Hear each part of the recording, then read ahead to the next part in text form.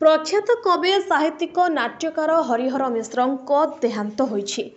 84 वर्ष बयसरे पुरी रे तांकर परलोक होइछि। हरिहर मिश्र 1940 मसीहा नवेम्बर 19 तारिख रे पुरीर मार्केंडेश्वर साहि रे जन्मग्रहण करथिले।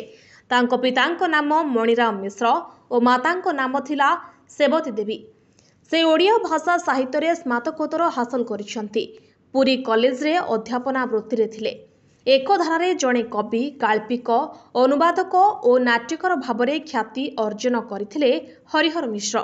अध्यापना वृत्ति रे थाई से साहित्य सर्जना सहित रेडियो नाटक रे मध्य अभिनय करिसंती। 2016 मसीह से ओडिशा साहित्य एकाडेमी 31तम सभापति भाव में नियुक्त होइथिले।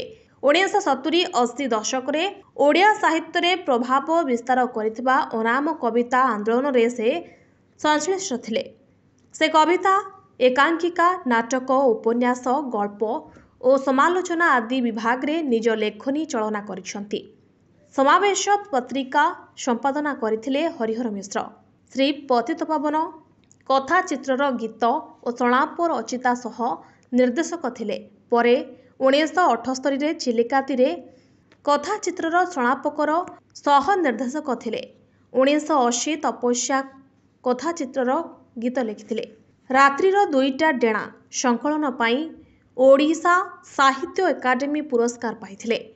1977 रे दिव्य असंतोष पाई सारला पुरस्कार, 2011 रे जानुआरी स्मारकी पुरस्कार, 2007 रे जीवन रंग पुरस्कार, 1983 मसीह रे झंकार विश्व गल्प पुरस्कार पाइथिले एवं सर्वशेष रे 1969 सामग्रिक कृति पाई विश्व पुरस्कार, 1947 रे धरित्री सम्मान पाइथिले। Bureau report, NTV।